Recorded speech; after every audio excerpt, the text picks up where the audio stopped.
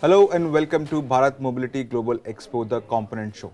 Today we are joined by Mr. Deepak Jain, who's chairman of Lumax Group, to talk to us about the industry's trends in component sector and also what is the future supply chain looks like for the Indian manufacturing hub. Welcome to the show, sir. Thank you very much. First of all, I would like to understand from you, since you have been working with many OEMs, how does the future supply chain of automotive looks like to seeing the industry trends like electrification and digitization?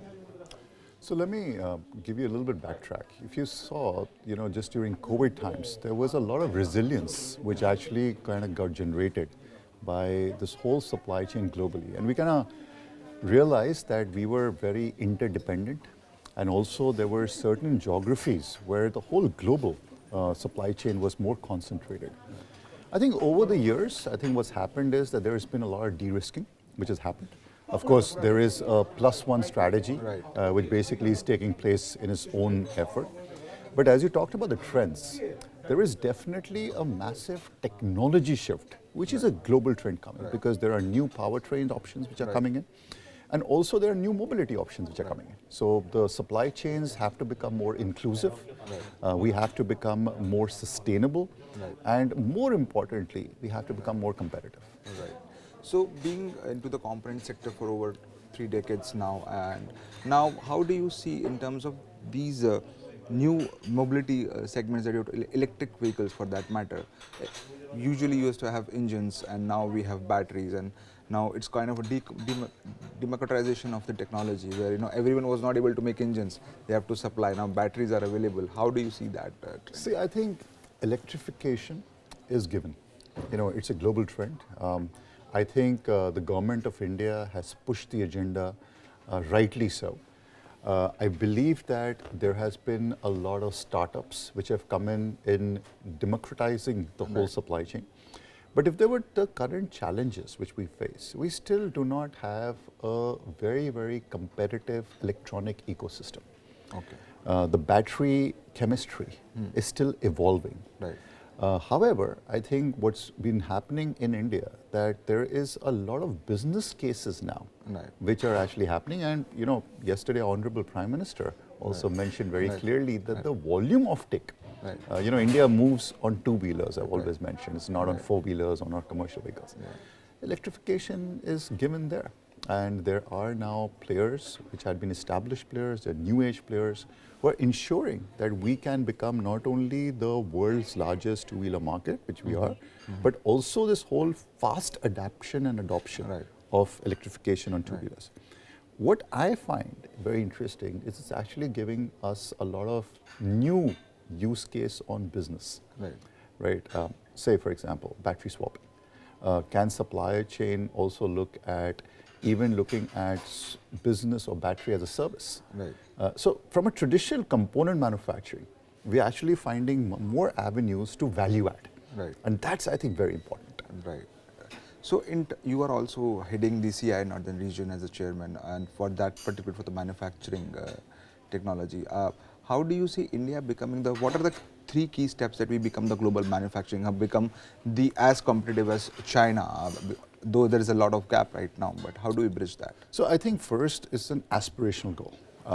If we were talking about a 5 trillion to a 20 trillion economy, a Viksit Bharat, I think manufacturing will have to play and grow at a lot more considerable rate. Today, I would say 10 years ago, we were actually about 15%. Manufacturing was 15% of the GDP.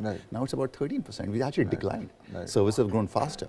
But if really we want to have intrinsic growth, we need to scale up manufacturing. And for manufacturing, you ask how to do it.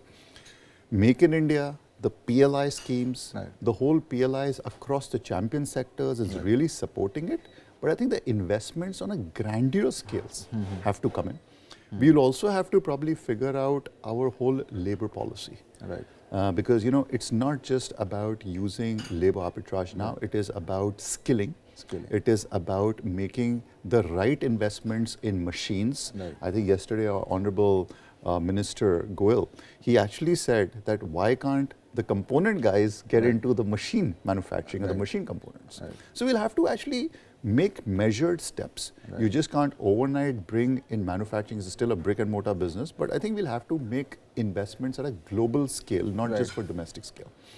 And I think last is very important is the consolidations of industry. When I say consolidations, we're talking about, let's say, electronics.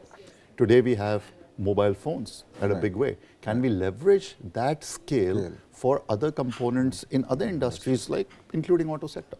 So I think that's the way forward. And if the right impetus has been given and continued impetus is given, I'm sure manufacturing will scale up. Right. As a theme suggests for Bharat Mobility Global Expo, the mobility reimagined. And when we say mobility reimagined, we have to reimagine everything. Being a developing country at a rapid growth, and the developed countries who are also targeting net zero decarbonization, where India currently stands, how do you see that? Can we actually leapfrog, just like we did in the past, from going from BS4 to BS6, or just we can leapfrog few technologies and match the developed countries and be the part of the global supply chain? So I think first, we are very much part of the global supply chain. Second, I think the way Indian economy is growing, along with what the auto sector is growing, I think no one can ignore India, I think, as a market. However, to get into the global value chain, I think we'll have to build a very strong competency using the domestic market advantage. Put in the investments for a global ramp up. And then based on that, I think we can add more. Today, also the components, we're just about less than 1.5% of the global value chain. Can we double it? Can we treble it? You know, that's the big goal which we're looking. And it'll all be based on competitiveness. So competitiveness will come by scale, by execution, but also with the right investments in, you know, let's say for global volume business. Recent reports and annual reports of ACMA, we have been seeing that there is a stagnancy from China imports. That means we are doing really well in terms of localizing components in the Indian market.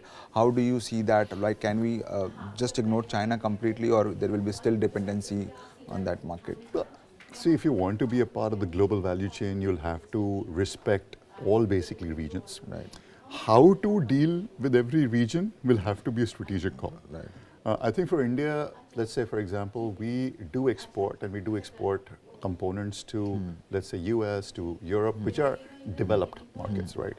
However, I think going forward, OEMs and tier ones will have to collaborate a lot. And with that, I think we can make a much bigger impact on this. China, we may not be able to completely decouple, and we should not. I think we should basically be very clear and play to each other's strengths. But then there's a bigger market, again, as I said, most domestically and aspirationally on export, which we can do. Right now we are at the component show. What is your view on this platform? And because now it's growing every year, and you know there are 5 countries pavilion here. How do you see that, being the past president of ACMA also? So I think I must compliment the Ministry of Commerce, particularly the Minister himself, Shri Piyush Goyalji. I think it was his vision. You know, we were always, and I must say, a bit lacking around on the infrastructure. And today I have met many visitors at the component show, some of them first, and I just took the question that, hey, how do you like it? And they said it is at par, if not better, than any global show which is coming. And I think it's kudos to the auto component industry, our esteemed customers, Siam, as well, who have actually completely been supportive. But more importantly, I must thank the government who have built these amazing infrastructure and help us basically to have not just world-class displays of components, but within world-class facilities. So it's a great feeling. Dream reimagined. Thank you so much for joining. Thank you so much. Thanks.